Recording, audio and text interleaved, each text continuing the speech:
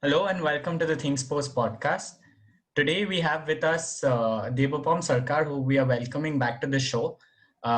If you've heard the previous episode, he talked to us about his journey in cricket coaching and how it has been being a youth level coach for CAB, which is the Bengal wing for Cricket Association in India. Today we also have with us Dr Binayak Deb.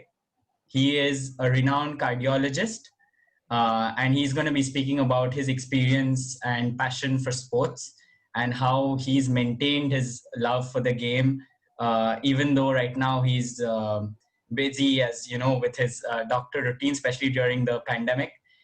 He's got tons of things to do. As he told us just before this, that he doesn't have a free day. All 7 days of the week he's working. So I'll just pass it on to Dr. Deb. Can you tell us a little bit about how you got into sport, particularly cricket? How has your experience been as a player? And then transitioning into becoming a doctor and being affiliated with sports. Can you tell us and introduce yourself to everyone? Thank you so much, Ranajit, Arjun, and Debopam, particularly for introducing me into this forum. They all three are good friends of mine. For me, actually, like many others in this continent, cricket is a religion. It's not just a sport. And now I don't want to use the word addiction, but of course, the only thing which I can think of is from the age of 5 or 6, I think I got addicted to cricket. I probably didn't know anything else but cricket during my school days. I mean, I was not a kind of a guy who could play a lot of sports. I just could play one sport and I thought about one sport, and that was used to be cricket. And I did my schooling in Odisha, in Bhubaneswar, and Bhubaneswar, and then followed up with my college days, particularly my medical school days in Cuttack, and then kind of moved out to Mumbai and then abroad for about 20 years before returning back to Calcutta. And in this whole journey, I mean, cricket has been a constant companion for me.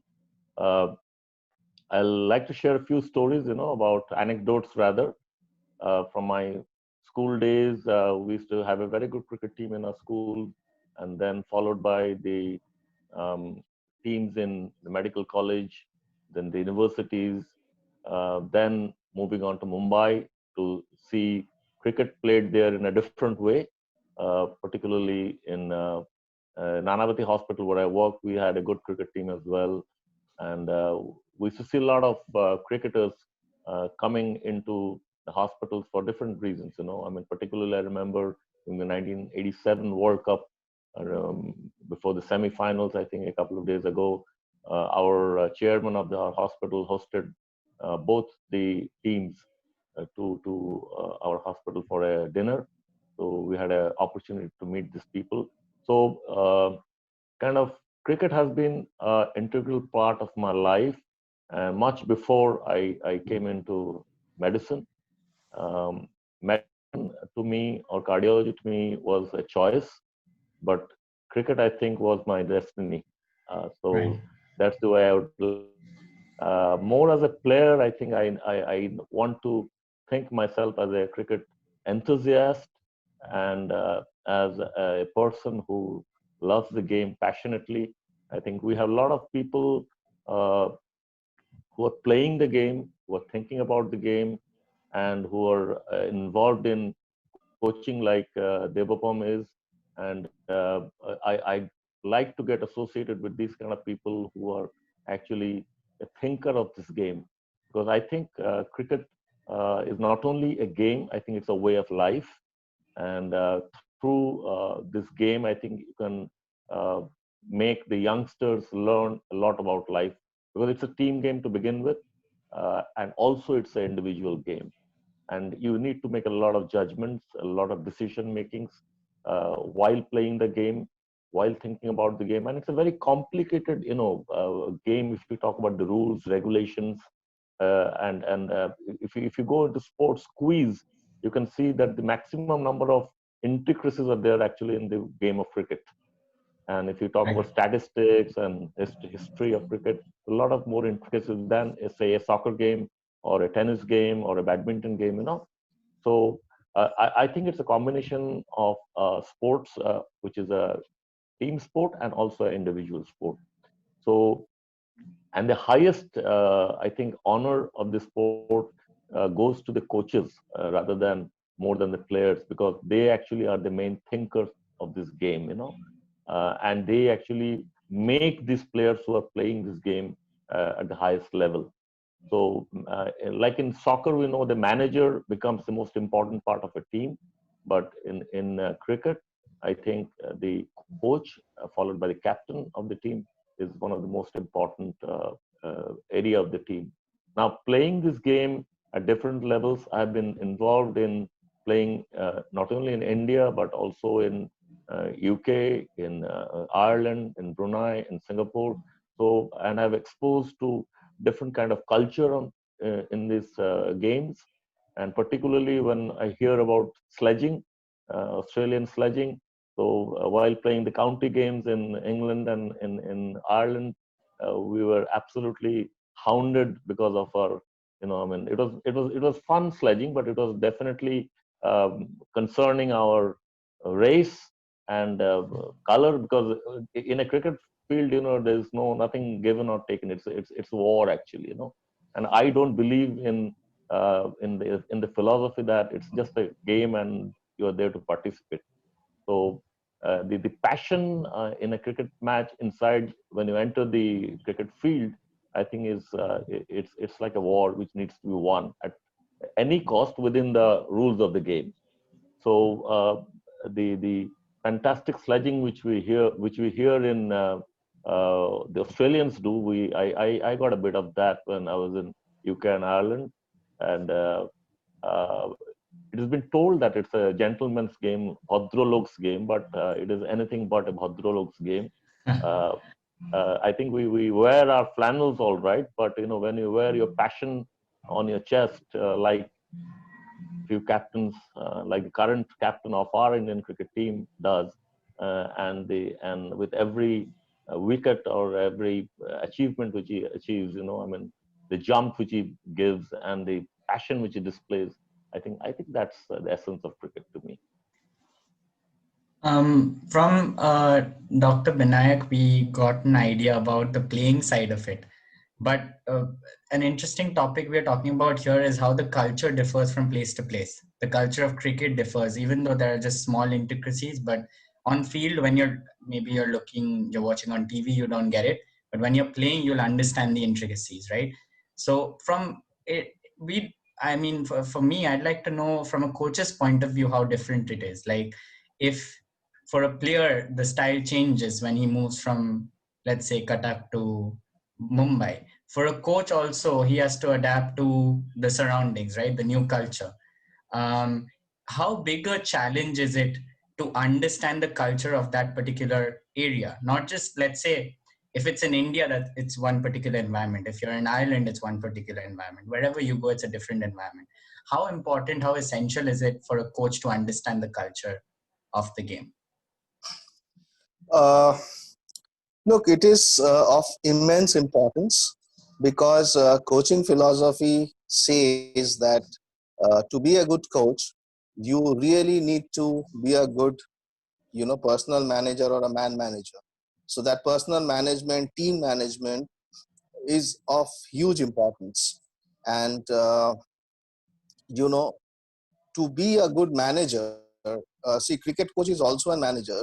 As Dr. Deb was just saying about, managers in football. In cricket, the cricket coach is also the team manager who manages all the players, who manages the interpersonal relationships.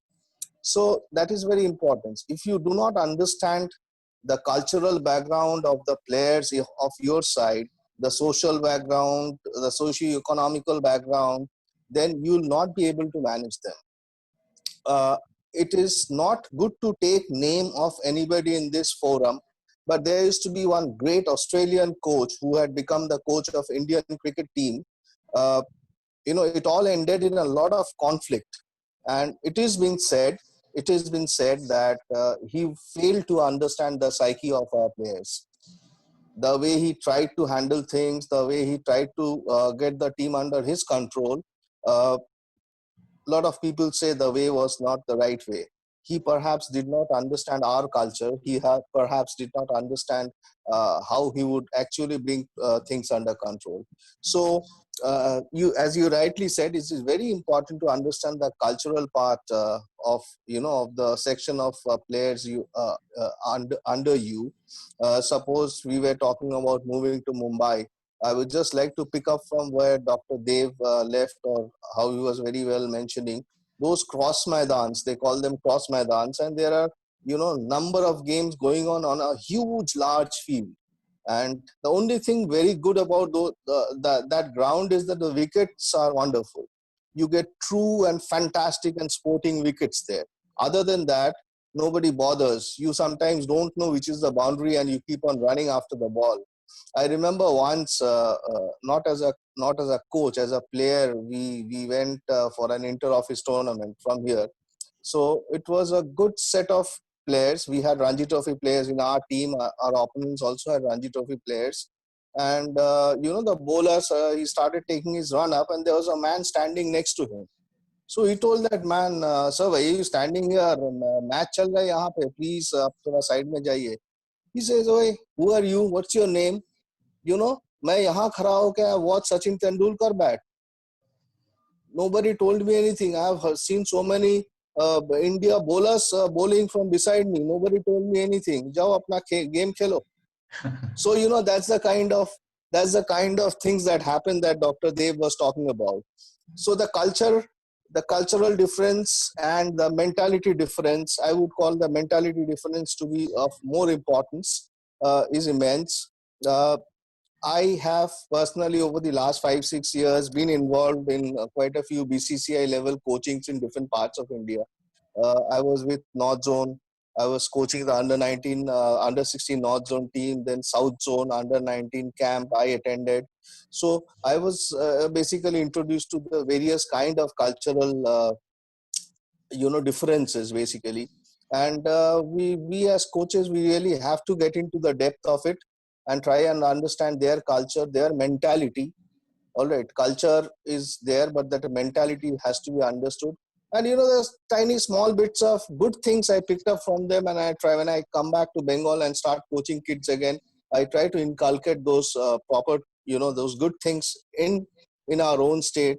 Like, for example, if you ask me, I would say that uh, in parts of eastern India, especially Bengal, or you talk of other states of eastern India, we do have a lot of very good talent. Skill wise, we are very good, but somewhere we lack mentally. Okay, so that mental setup, that is where we lack. I i have coached this level in various parts of India, and I feel that the guys from other parts, of younger generation guys from other parts, probably skill wise they are not much ahead of us. But the difference that makes is the application that they bring into the game. The application they bring into the game is immense. Like, if they have 20% of skill, they will apply that 20% of skill. And here what happens in Calcutta, Bengal, or eastern part, we have maybe 60 skill of level of 60, but we can apply maybe 20 or 30. So that is the difference. That application level is one difference that I have seen. So it is, as you rightly said, it is of immense importance for a coach also to understand the psychology, the mentality, the cultural aspects of his team members. Let me add here, Ronajit. I had the fortune of being the medic of the Indian team in the 2001 series between Australia and India in Kolkata. And I came very closely to be associated with in the dressing rooms to see how things work out, because some players needed medical attention. So John Wright used to be one of those coaches in that era. Saurav was the captain, obviously. So that is one coach I would like to talk about, and the other coach is obviously Gary Kirsten during the Mahendra Singh Dhoni's time. So these are the two coaches I've come very closely in a couple of test matches. The thing which Debopam mentioned is actually their demeanor. The demeanor was so calm and so composed, and that non-interfering attitude was the extreme important thing which I found with both John Wright and with Gary Kirsten. I mean, when it came to some inputs, they were always giving it, but at the end of the day, I think they were leaving the decision to the captain and the senior players. Like in particularly in the 2001 series, I remember it was Saurabh, Dravid, Lakshman, Sachin. They were the people who were taking the calls, and particularly during Gary Kirsten time, it was obviously Mahendra Singh Dhoni who used to kind of make a lot of calls. But these were the people who had kind of they used to remain very much in the background and never kind of showed off or came in the forefront and controlled the whole business of running the team and gave the captains the due.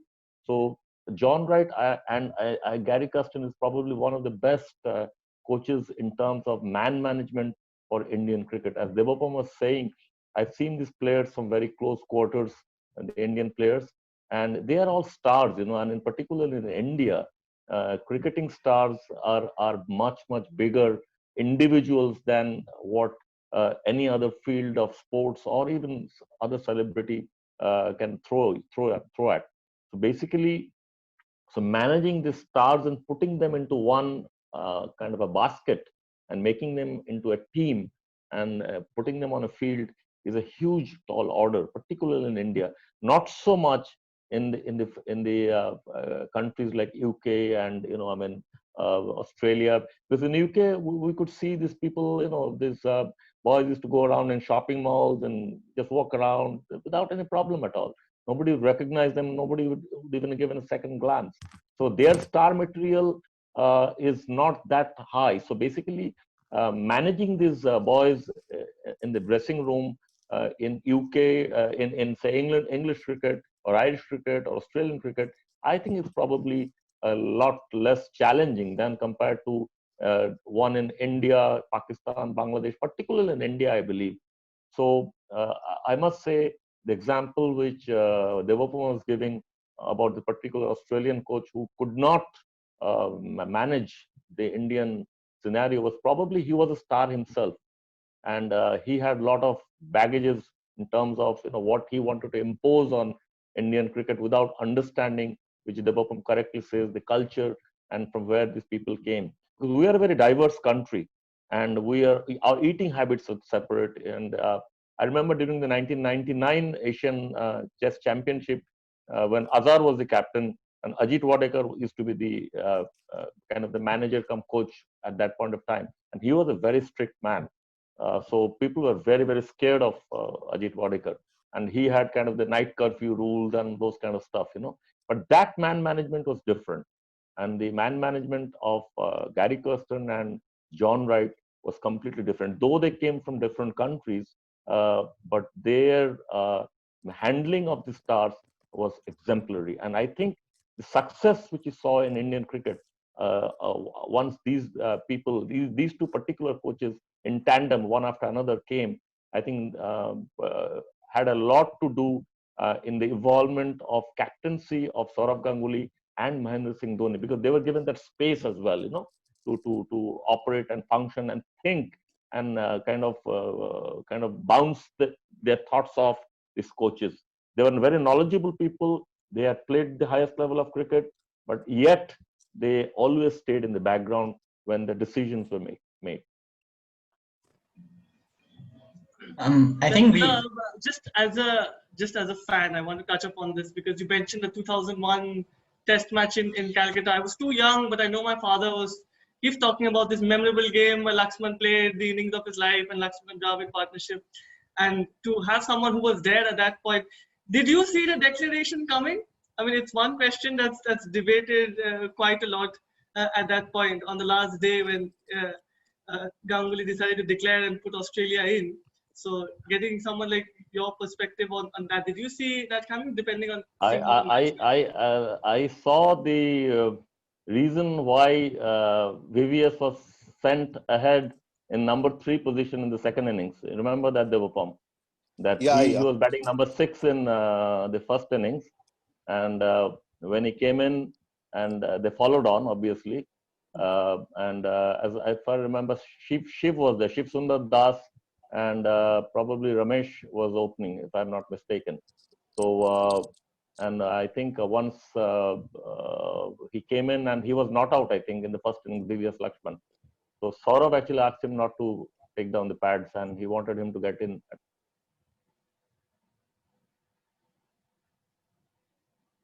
So that was one of the momentous decision, I thought, which Saurabh made in getting in Lakshman at number 3. And I think the declaration everybody thought was getting delayed, because everybody thought at the end of 4th day the declaration is going to come, because they had enough runs, and they still batted on for an hour in the morning. So I think what Saurabh was probably, I'm sure that was in his mind. It was a combined decision, of course, but I think uh, they were confident that in the next lunch, 1 hour to lunch, and then 2 more sessions, that things could be wrapped up. So yeah, I mean, uh, about the test match, one interesting thing was that before that match, there was a high probability that actually both Rahul and Lakshman, there was a possibility that they wouldn't be playing in that match because of physical reasons. So we had to do a lot of work behind the scenes to get them on the park. So that was one of the momentous, at least precious moment in my life, that I was part of that uh, medical team who actually got these 2 players on the park, and who actually made the whole difference in a huge way in that game. I think we've seen cricket from various different angles in this particular conversation. We've seen it from a player's point of view. We've seen it from a coach's point of view, also from a fan's point of view. But the other thing that you touched upon, which I'd like to come back to, is your involvement in the sport off field. Like you were a medic for affiliated with the Indian team in 2001 in the Test series. How have you been involved in the sport, whether it's cricket or any other, in the period after you maybe took time off from playing on field? Is and do you currently How do you currently affiliate yourself with sport? Well, Devopam is the best. You know the best. I bother him quite a lot because during the pre-COVID eras, kind of every Saturday evening, I would probably call him and tell him that, can I come tomorrow to your club and have a few knock-ins, And Devopam Yeah. will always make sure that that this man is not injured with a cricket ball. So he would give his slowest bowlers and spin bowlers in the nets, so that by Monday I'm actually fit enough to go and be doing my surgeries. So yeah, I mean, that is one thing I'd love to come to the cricket ground every Sunday and spend time with the kids and do a little bit of knocking, and the whole ambience is kind of different. And also I talk to a lot of children who want to be cricketers, who want to be sportsmen, and that they kind of are in a confusion whether to choose a career in academics and to play the sport, or to play the sports. So that is one thing I kind of talk to them. The reason they come to me probably with their parents is because they see that I'm a cardiologist, plus I'm involved in the game as well. So they think that both can be done if possible. So some counseling sessions I do take, and I refer quite a few guys to small kids to Debopam as well for trainings and all. So we work in tandem. Myself and Debopam, we work in tandem. I mean, he's a qualified cricket coach, and I am one of the enthusiasts of the game, and so I think we work pretty well in tandem. That's really interesting. to hear about people how they manage to stay in touch with the game. I think we all want to do that, even though after a point you can't really be on the pitch all the time. You don't have time to devote to actually playing the game because you're doing other things as well. But it's nice to keep a balance. I like the way you juggle. It's something that I'd like to do personally. I don't know how much I'll manage to do it, but The other thing I got involved recently was Debopam knows that the physically challenged cricket is coming up in a kind of in a big way. We had a couple of international tournaments in Calcutta recently last year and the year before. So that was a different kind of a cricket which I never got exposed to before. But fortunately, we had I think one tournament involving Sri Lanka and Nepal and Bangladesh, and then there was one series I think with Sri Lanka. So this is a proper cricket matches which used to happen, and to my surprise, I mean I was I saw the level of intensity these physically challenged cricketers do have. So again, I think it's the passion which is kind of winning over everything. With all the physical impediments, the mental strength in these boys, I mean, are incredible. And if you were watching the game, after a while you would never think that you were actually watching a physically challenged cricket game. There was a charity match I think last year in December where this physically challenged cricket team actually kind of demolished a full-fledged star team. I mean, not cricketers, but they were kind of film stars. But they Film play cricket. stars. Debopam knows that they play Yeah. good cricket, good level of cricket, and they just beat them by 8 wickets or something like that. So it was an amazing game. So so I always had a burning desire once I couldn't play the game properly. I thought that I mean to the TV commentary was one of the things which I always had a burning desire to be.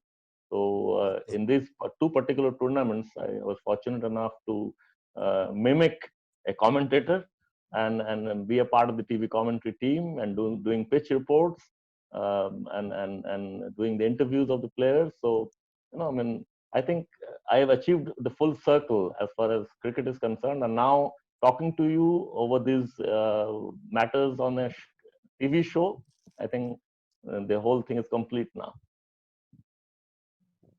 um, it would be remiss of us not to mention IPL. It's IPL season. I think we can transition to that topic. It's a highly debated topic because considering the situation, any sporting event when it comes up, there is always a debate as to whether it should happen, whether it's feasible, medically, financially. There are so many other issues we need to take care of as a nation. So, is it the best thing to do? So, I'd like to pass on the torch to Debopam. From a BCCI point of view, from a cricketing point of view, from a coaching, players, fan, every point of view, how important is the IPL this year? How important is it to be held, in your opinion? Uh, Look, Rono, the problem is that cricket is stopped. It stopped since March, since the month of March in India.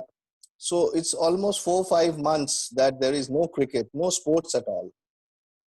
So in India, the situation still now is not conducive for sports to begin as per government, or even as per the statistics, as per the numbers of the pandemic and things like that.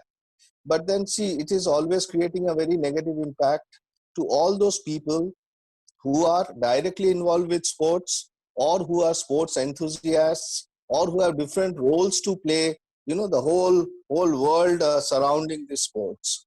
So psychologically, we really needed something. We really needed something because it is a state of negativity, I would say. This whole pandemic, whatever damage it has caused, economically, or in terms of health or anything, mentally, there has been a big negative, halo surrounding the whole situation.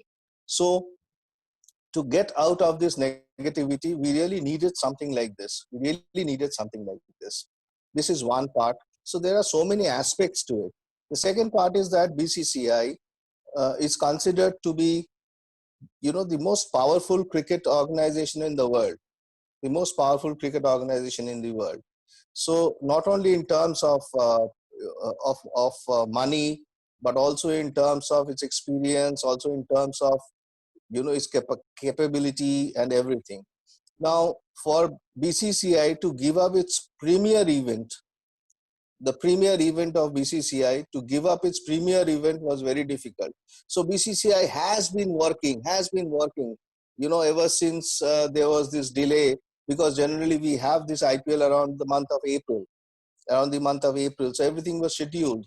But then this pandemic setting, and BCCI in the background was, kept on working how it is going to be possible to make it happen.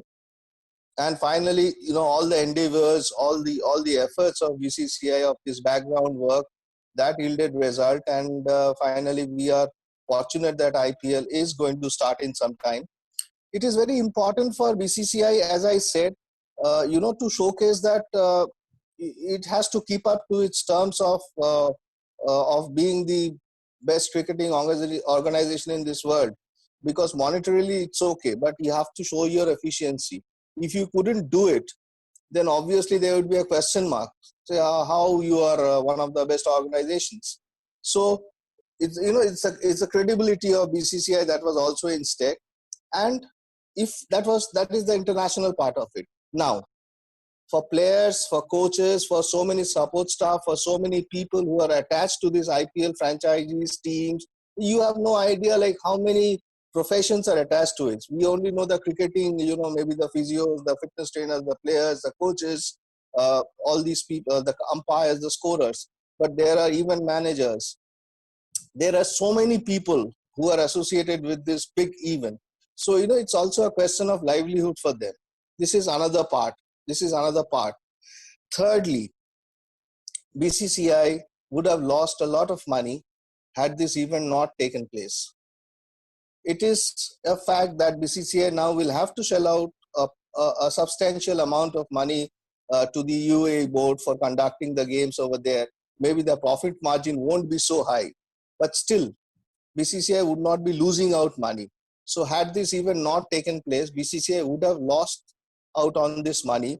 Now what happens is this revenue from IPL, from things like IPL or other sponsorships, this is the money that is used in the development of cricket in India.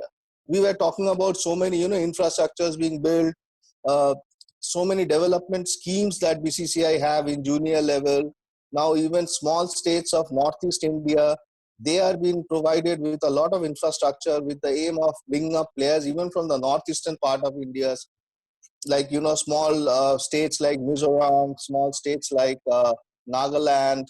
So these places are also being helped with a lot of infrastructural development, with a lot of expertise being given to them in terms of coaches, professional coaches, and everything. So all these development activities need money.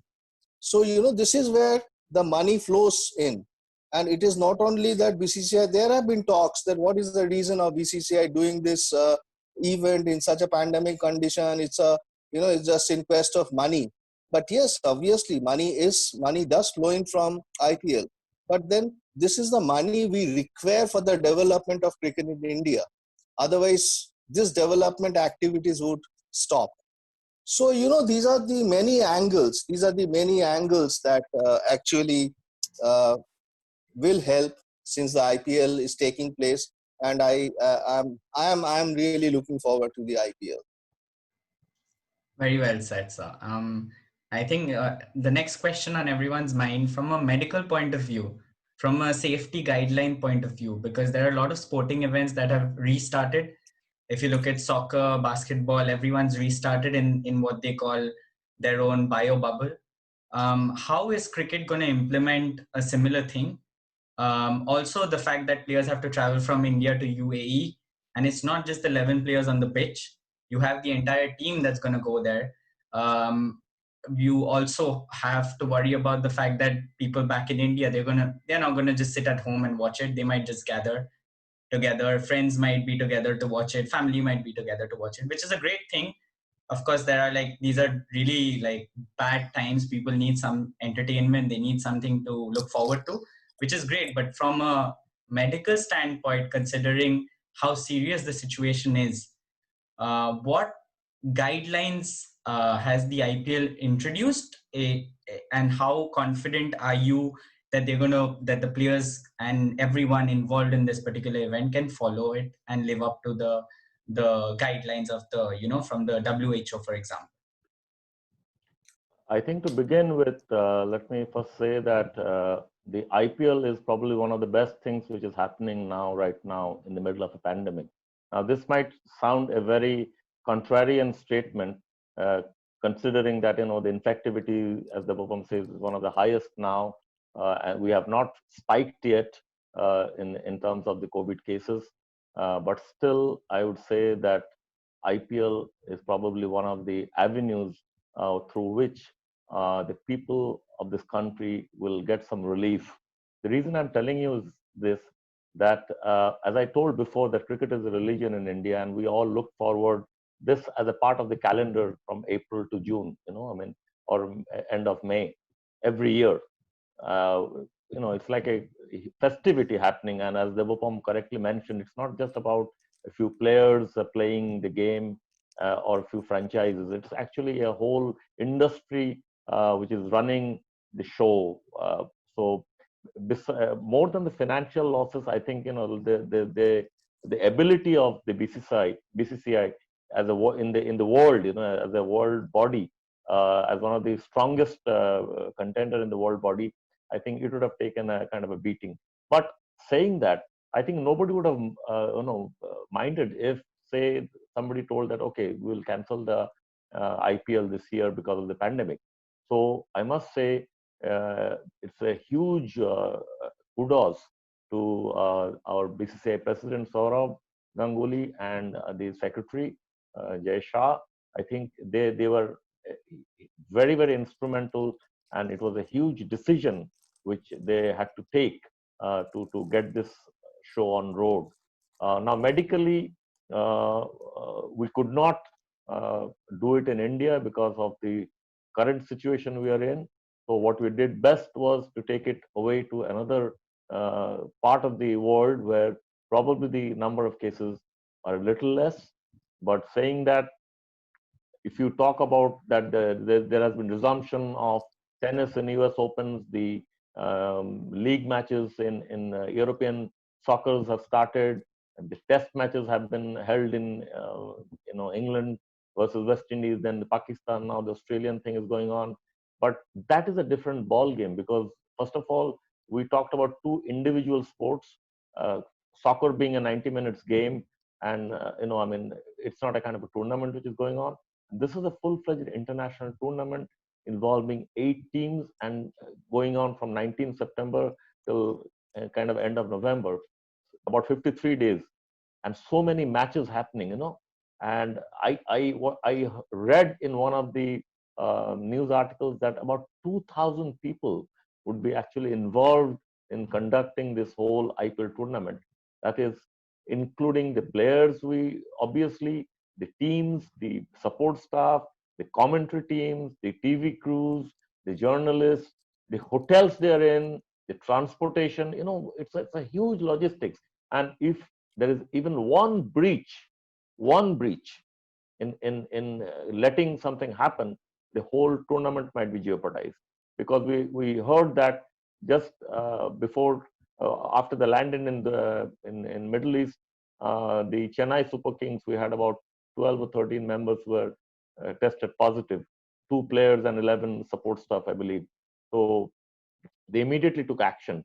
So the BIOS bubble thing has been created, and standard operating procedures have been laid. Now, the thing about standard operating procedures is that they are done in conjunction with the medical committees, and the medical committees and the logistics team of the tournament sit together and kind of make systemic the standard operating procedures for every kind of situation. So we have standard operating procedures for teams before they left India, when they were in their small camps within their own franchisee. Then when they landed in Dubai and Sharjah or Abu Dhabi, they were quarantined immediately for 6 days. And then there are a lot of tests which are happening, the COVID tests which are happening, and they need to be negative. There are standard operating procedures for hotels, for transportations, for warm-up games, for dressing rooms, for dugouts, for the games when they're being conducted, and when they're returning back. So basically, from the day the people have arrived in Middle East till the last ball of the IPL, which is bowled, the whole thing has to be in a bio bubble. So keeping about 2,000 people in a bio bubble is absolutely a huge task. And I'm sure that with the kind of confidence the BCCI has in their own ability in conducting previous tournaments, this is absolutely a different ball game though.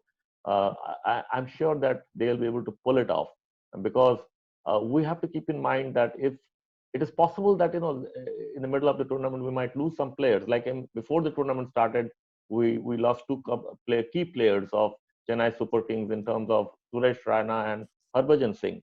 And the Suresh Raina story, what we heard is that there were a few things which happened, that he was not able to cope up with the quarantine procedure protocols. Then he had a mishap in his near family, so he was suddenly just left. And then Harbhajan Singh suddenly decided to quit the this year's IPL as well. So basically, the mental part of the game is extremely important. And already we know that Royal Challengers Bangalore, they had employed a sports psychologist 5 months before the IPL had started. They employed a doctor, medical doctor, and a sports psychologist, because I think the psychologists are going to play a very key role in managing these players. Because as Debopam will say, that the skill levels of the player is something which probably all the players at this level would definitely have. Otherwise, they wouldn't be in this IPL tournament. But the mental toughness is going to be of a different level. Now we know that the men from the boys are differentiated in a cricket field by the mental toughness, because the skills are there with everybody. But if you talk about a Virat Kohli or a Steve Smith, or any international players who have really done it, the mental toughness is the thing which people talk about. And as a team, we always know that South Africa were one of the teams who could never cross that barrier into getting a ICC trophy, because people think that somewhere down the line they just crash when the real thing comes. So basically, the mental toughness in a cricket field is always required to separate men from the boys. But in this particular pandemic, the mental toughness is of a different level, because you're away from the family. We do not know what background they're coming from, how they are feeling. Are they depressed or they anxious? If somebody is tested positive, who is a good friend of theirs, if you hear a bad news from your country that somebody has been taken into hospital, they have been sick, and you cannot guarantee in the next 53 days what is going to happen to the next of kin of these players. We heard that Ben Stokes had to leave a series midway to be with his father in New Zealand. So basically, because we are in the middle of a pandemic, so these kind of news will be coming in from in a day-to-day basis. So there are a lot of variables are there in terms of the coronavirus and COVID-19, which might influence the outcome of the IPL. I wish we have a smooth 53 days without any interruptions from the medicals angle, and may the best team win and let us have a great IPL. But this time again, we have heard that it will be either a spectator-less IPL, or they will probably have very few spectators on the ground. Now that is another thing which motivates the players. A full packed stadium actually really motivates. The sound level. That is why we all also love the IPL. The ambience which you get in IPL is nothing like what we get in a test match or a ODI cricket. It's completely different. The music, the bands, the sounds, the lights, and the full stadium, and the crazy way things move on, the fast nature of the game. So this is kind of it's a show, So a lot of it is actually will be missing without the spectators. So to self-motivate themselves again is also, I think is also an issue. So basically there are a lot of mental and psychological issues in this IPL which needs to be looked in, and people are trying their best. And in between all this, they have to be physically fit so that they do not be positive for COVID. So that's another big challenge. So basically, a new normal has been set in, and believe me, this might not be the only IPL which is falling under the COVID-19. It's possible that the next year we might have a similar kind of IPL as well. So we are nowhere finished with the COVID-19 yet. So I think it is a good move by the BCCI to resume the tournament, because if we can pull it off properly, then this will be the gold standard for actually conducting tournaments of different sports in the future. I think all of us, the biggest problem for us during the pandemic, the pandemic is still on, but during the lockdown period was that not only were we confined to our rooms, we didn't have any sports to watch. Um, I think it's very positive that sports is slowly coming back to our lives, maybe in a limited way, because you don't get the same atmosphere that we used to get, but it's coming back, and that's always a positive. One very important point that I, as a coach, would like to know from Dr. Deb, and I think whoever, all the sports people, whoever will be watching or listening to this program will be benefited out of it. So I would like to know from Dr. Deb that now that practices are resuming in India, so government has allowed sports in a very very small way to start, practices to start, and gyms are opening up. So what are the precautions? What are the do's and don'ts that has to be followed in the practice sessions at least? So this is what I would like to know from Dr. Deb. I think this is a very, very pertinent question, because I think in the coming months, you cannot just keep these boys and girls indoors anymore. When the whole world is actually unlocking, and the only area which is still locked up is actually the school, colleges, universities, and the students groups. So as you correctly mentioned, I believe that the sporting activities has to start with the kind of the adults, kind of the bigger boys and girls, rather than these kids, the nursery kids and the small kids, because the whole idea is to have a responsibility and awareness.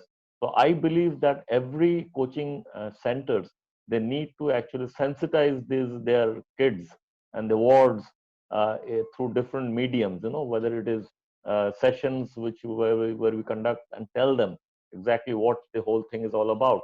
Because staying at home, going to school, or going to to a party is completely different while you are actually going into a playing field. So you cannot create a bio bubble for coaching camps. So what you have to do is make them aware. So I would suggest that definitely all the coaching centers who are of repute, they should get people talking to these boys and girls through a meeting first, virtual meetings, and make sure that a set of standard operating procedures are maintained, because it has to be different, depending on the size of the ground, depending on the facilities which you have in the dressing room. Some places do not have a dressing room. So what do you do there? And if you have a dressing room, what do you do there? Like every kid has to have their own kit bags. They cannot, borrow towels and other things. The water bottles, the towels, and all those things has to be completely separate. And I think also the most important thing would be to stagger the timings. You cannot have 50, 60, 100 people, boys and girls, coming into a playing ground all at once. So I think that you need to stagger the timings, so that a finite number of boys and girls come in for the coaching, for the games, and that's the way I think forward for the definitely for this season at least. I believe that all the first class or the club matches are taken off for this season. They're not happening. But I think the practice sessions you can start. But one thing I must tell you, that we have been always advocating for three things. One is the putting our masks on, and about the hand hygiene and the social distancing. But while you are playing the sport, you cannot put a mask on. The reason is, if you are exercising in a gym or while you are playing a sport, if you put a mask on, the amount of carbon dioxide we are going to inhale, which is coming out, that's going to cause a lot of problems. And we have heard of a couple of fatalities happening uh, for a couple of guys who have put on the mask and were on the gym. So basically, the mask cannot be put on. So basically, you have to rely on hand hygiene and the distancing. So it's a tall order. I think it's a very tall order. So people who are having fever, cough, and other symptoms, they cannot be allowed into the field. So I think it is definitely on the parents who are sending their children into the playground. So if they have any kind of symptoms, or anybody in their family who is COVID positive, actively COVID positive, obviously the children cannot be allowed into the field, because we have to understand that these children would be asymptomatically positive because they're children. So they will have no probable symptoms, but still they could be carrier of the virus if somebody in their family is already positive. So I think it's a lot of social awareness is required, and a lot of responsibility on the part of the parents who are sending their children to the fields and grounds. So I think the sensitization process is required by the clubs and the coaching centers, in form of Zoom meetings or in form of any virtual meetings, whereby they are informed at least, what is going to happen, how they are going to behave is another story. But I think at least on our part, as a part of the society, I think we should have the responsibility of informing them so that they're able to take the correct decision.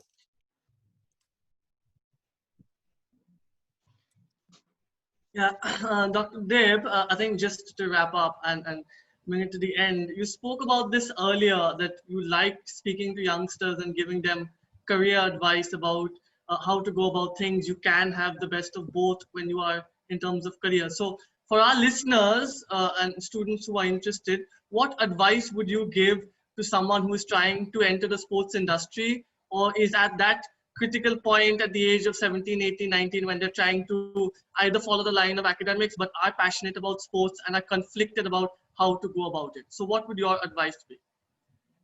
I think, Arjun, that I believe that, you need to be educated. That is for sure. You cannot be without education, because that's something which is required in sports as well. Because the understanding of the game, as I told you, cricket is a very intricate game. And I think to understand the game, and particularly in this 2020, when you're talking about cricket, you need to know a lot more about, the understanding of the game. So education is a very, very important part of life. So I think your basic education needs to be there. And I think it is possible that, while you are studying on your table, sitting on your table and studying, don't think about the field, think about what you're doing right now. And once you are in the field, don't think about the academics, think about the game you're playing. So being focused is very, very important. And taking a call about your career, I think that doesn't have to be when you're 12 or 13. It can wait. I think if you're good, your coaches today will tell you that you're really good, and is it worth for you to compete in 1.3 billion people, that you would be one of those 11 players on the park. So that your coaches will kind of guide you.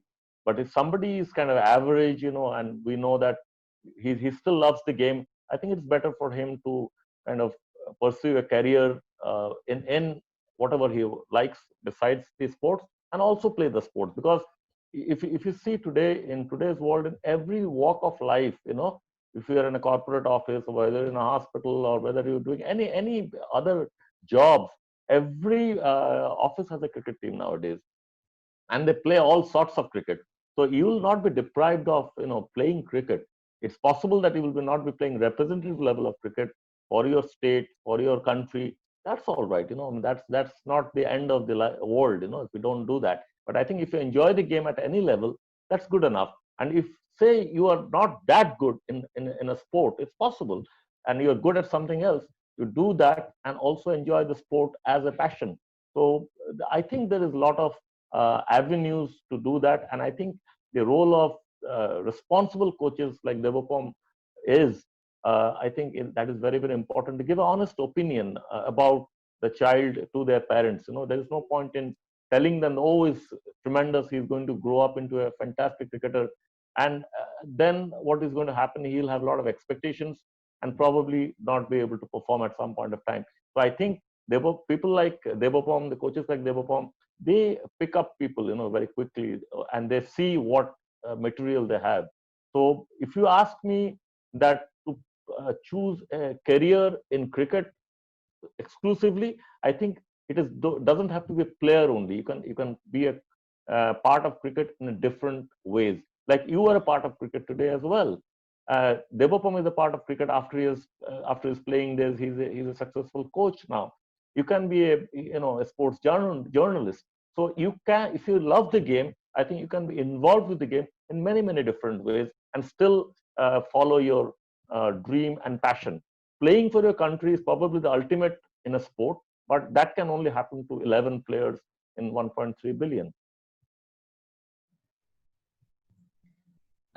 Thanks a lot for that insight, Dr. Deb. I think it's everyone's dream to play for their country in any sport, but only few people make it. But even if you don't, you can always cheer for the people who are up there representing your country. So you're always going to be part of the sport in some sort of way. So on that positive note, we've come to the end of this particular episode. I'd like to thank Debopam sir. It's always a pleasure to have you with us. Dr. Deb, thanks a lot. We learned a lot from you. And also, I'd like to ask our listeners to stay tuned to our website, thinksports.co.in. Dr. Deb is going to help us out with a few things. We want to dedicate few articles and few write-ups to sports medicine as a discipline. So he's going to be regularly contribute to that particular domain. So stay tuned.